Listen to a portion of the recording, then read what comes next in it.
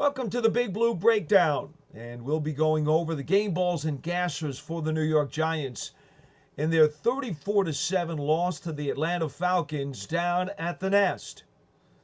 The Giants coming up short now for the 10th consecutive time. That breaks a franchise losing streak. This thing was 17-7 at halftime after a scoreless first quarter. Giants actually got the first points of the game for a 7-0 lead before giving up 34 unanswered points. 17-7 Falcons at halftime, and then Atlanta scored 14 in a row in the third quarter, and that really opened up the gap. Giants just didn't have anything really going after that initial touchdown drive. Turned out to be a nightmarish day. In fact, this is the fifth time that the Giants have scored 7 points or less this season. Let's take a look at some of the general overview stats to give you a flavor for what exactly happened in this one. The Giants were flagged for 10 penalties worth 85 yards offensively before the final drive of the game, which they gained over 100 yards because they kept getting pushed back because of penalty, but again, it didn't even amount to anything because they didn't score.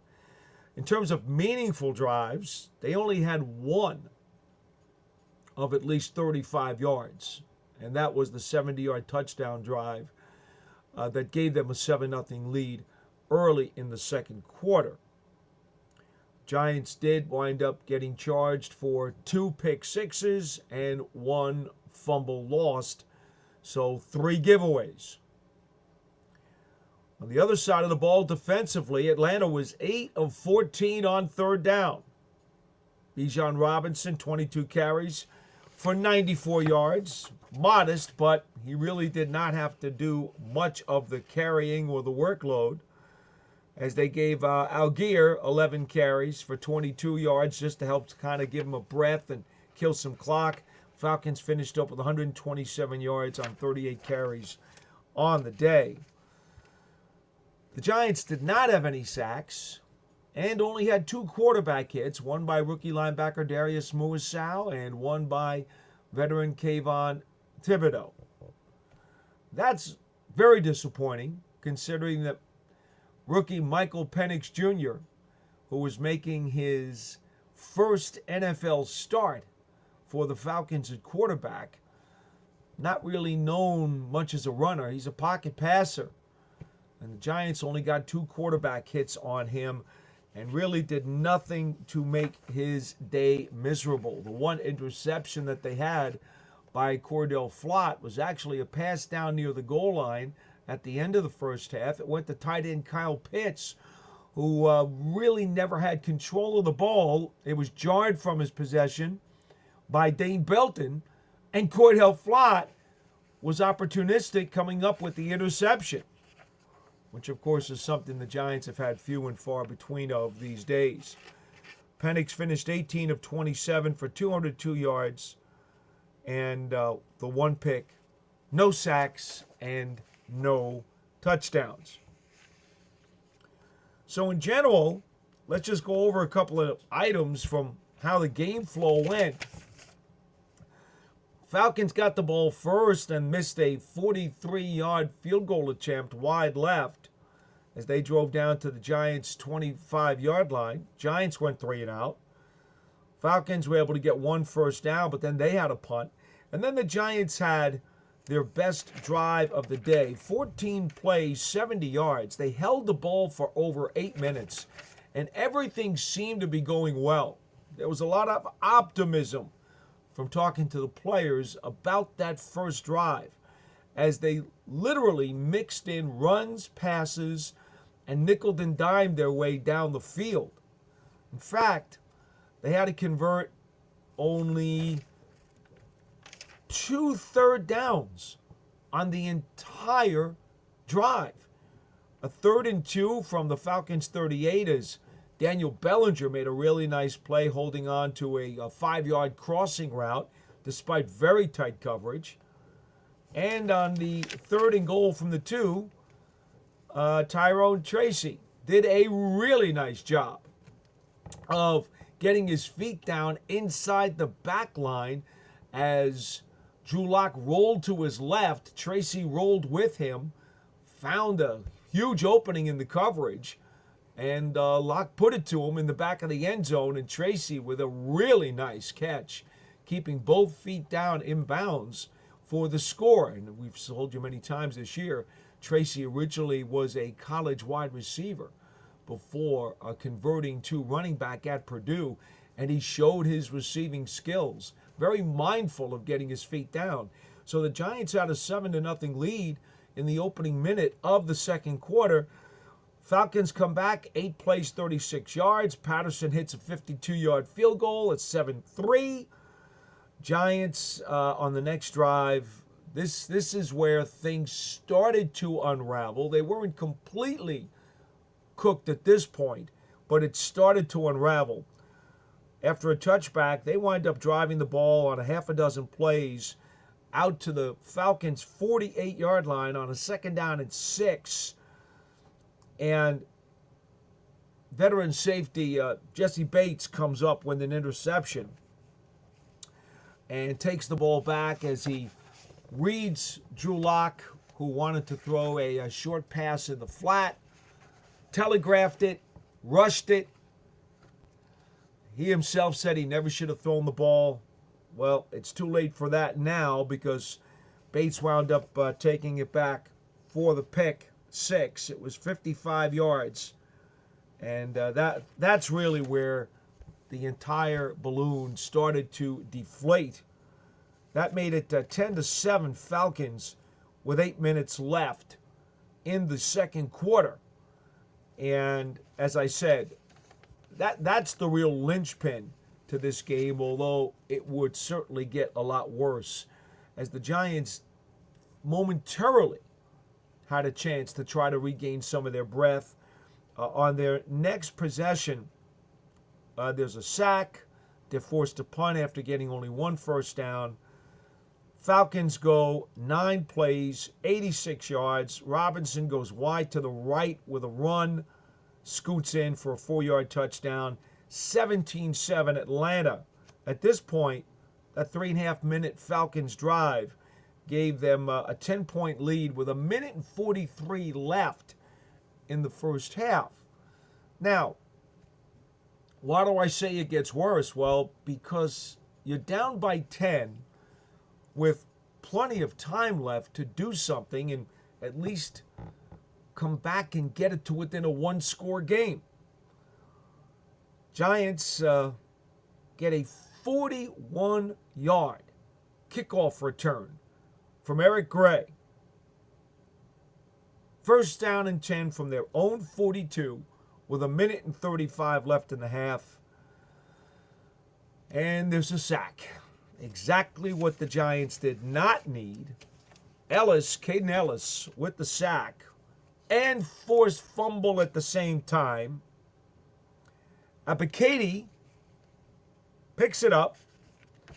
And now the Falcons have the ball. First down at the Giants' 31 with 1:26 to go.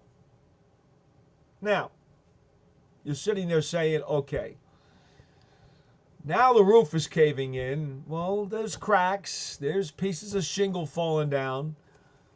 But wouldn't you know it, the Giants actually held again as the resilient defense gets the Cordell Flott interception on 3rd and 2 at the Giants' 7 in the final seconds of the first half. Penix fires a pass to Kyle Pitts, his tight end, down near the goal line. Dane Belton is all over him in coverage. Pitts does not control the catch. Belton jars it free, and as it pops in the air, it's picked up out of the air by Cordell Flott for a rare Giants interception. He actually runs it back out to the Giants' 40-yard line, so they get the ball nearly back where they had given it up, but there's only 5 seconds left in the half, and the Giants under pressure. Drew Lock throws the ball away on the final snap, and everybody goes into the locker room with the Falcons leading 17-7. Okay, so the Giants get the ball to start the third quarter, and, well, you're thinking maybe they get the ball, they go on a scoring drive like they did earlier in the game to get the first points on the scoreboard. It's a one-score game again. Not to be. Second play from scrimmage in the third quarter. 2nd and 7 from the Giants' 33. Harrison, the defensive lineman, tipping Drew Lock's pass into the air. It falls right into the hands of Judon, the linebacker. Picks it up on the run, right out of the air, catches it, races in for a touchdown. It goes for 27 yards. And that's really where the rest of the roof caved in, because in the opening minute now of the third quarter, it is 24-7. Atlanta, they would wind up scoring 10 more points during the course of the rest of the game for your 34-7 final score. We go to our game balls. And on offense, we're going to have to go to Malik Nabers. 7 catches for 68 yards. Not so much the quality of the catches yesterday, but the fact that he set an all-time single-season Giants rookie receiving record yesterday. His totals gave him 97 catches on the season. He had shared, after his first grab, had shared the mark with Saquan Barkley and OBJ. Came into the game with 90. Barkley, OBJ had 91 apiece. Nabers now with 97 catches, most ever by a Giants rookie in a single season. It's also the 5th highest total in the NFL amongst all players this year. 969 yards through the air and 4 receiving touchdowns. Nabers' totals for the season. And once again, not only playing through a sore hip, but at one point looked like he might have gotten a stinger in the game. They had taken him to the tent, came back out, and continued to play till the final gun for the Giants. The defensive game ball. Well, again, we're going to look at another guy who had to step up and do his best. Darius Muasau wound up having to take the green dot at inside linebacker. Micah McFadden got injured in the second quarter. He got a stinger. He was taking over for Bobby Okereke as the leader of the defense and the signal caller, relaying the plays in from defensive coordinator Shane Bowen. Now, Muasau was making his 4th start in the last 5 games, but because McFadden went out, Muasau now had to have the green dot to be the communicator. They brought Ty Summers in to play next to him at inside linebacker. And what does Muasau do? Well, rookie comes up with his most productive game of the season.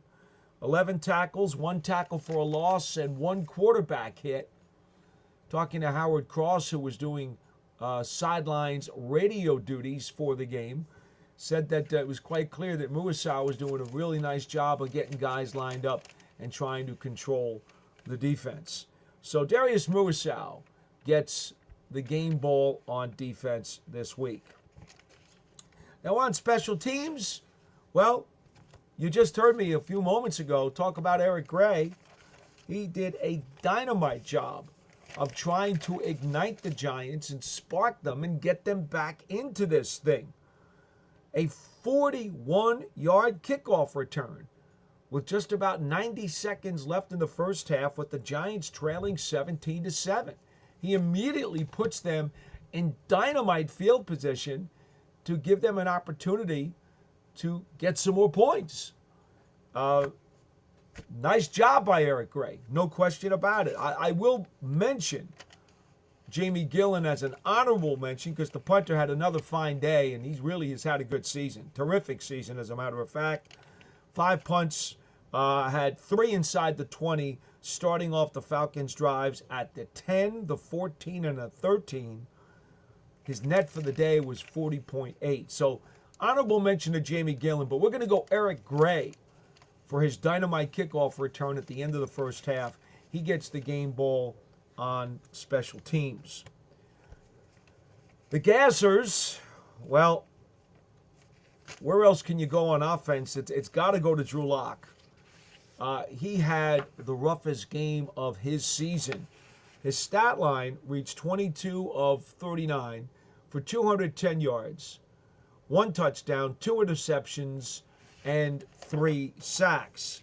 Now, as Brian Dable put it, and Drew Lock also put it after the game, you cannot turn over the ball like you did, especially giving up 2 pick sixes. Now, I grant you, the second one was a deflection, but it still goes down as 3 turnovers responsible on the quarterback. And that just is not going to work. We told you earlier about how Bates had run back a touchdown off a pick to make it 10-7. Then we expressed to you about the forced fumble that Abikadi picked up. Now, that did not lead to any points. Again, as Lott came up with a interception of his own to thwart a scoring drive at the end of the first half. But then, what did we just tell you? Start of the third quarter, tip ball, Judon takes it back. So 2 pick sixes in the game. And really, when you get down to it, I know that second one was nothing more than a bad break. But it happened. Harrison, the defensive lineman, actually went around Greg Van Roten. We saw an attempted cut block by Evan Neal that did not work on the edge. The lineman went around Van Roten, and between the two of them, they were unimpeded to Lock. And Harrison was the one who actually got his hand up and deflected the pass, which went all the way to the other side of the line where Judon was able to snare it and go for the pick six. So Drew Lock takes our gasser on offense for the day. On defense, I don't have a choice here but to give it to the whole defense when you consider some of the numbers I gave you before. Again, Atlanta was 8 of 14 on third down. You know, that's not going to get it done. Falcons 329 yards of total offense, 22 first downs. And I need to remind you, the Giants only had 2 quarterback hits on Penix, who did attempt 27 passes. So, and I know a lot of them were short. It was a lot of quick game. They wanted to get the ball out of his hands. They didn't want to take too many chances with the youngster back there. But the Giants defense simply did not do enough as a whole. So I'm gonna give the entire defense the gasser in this game before. I believe I've done that at least one other time during the course of the season, and we're gonna have to do it again. On special teams, this one is really odd. There are no gassers to be had on special teams. The Falcons had 1 punt return for 6 yards. I told you just a few moments ago that Jamie Gillen had another terrific game. Well, he did. And the coverage units were there. Bryce Ford Wheaton did a really nice job in getting downfield. Also, I believe twice I put in my notes that Art Green had been right down there in kick coverage, forcing a fair catch. So really no gassers to hand out on special teams. There were no missed field goals, no missed extra points, 2 touchbacks when Graham Gano had to kick off. You know, this was a clean game as far as I could tell on special teams for the Giants. So we will not give out any gassers. The first time, I think, all season where we haven't given out a gasser to a particular unit. And I just don't think it's warranted. So we're not going to go there. So the Giants are now 2-13 on the season. They've got 2 games remaining. A home game against the Indianapolis Colts. Remember, that game has been scheduled for Sunday at 1 o'clock at MetLife Stadium. The original schedules that were printed allowed for a handful of flex games on Saturday the 28th. The Giants and Colts, MetLife Stadium, home season finale, 1 o'clock on Sunday. And then the final weekend, they will take on the Philadelphia Eagles down at the Link. That'll do it as the game balls and gassers get handed out for the New York Giants in their 34-7 road loss to the Atlanta Falcons. I'm Paul Dottino. We'll talk to you again next time.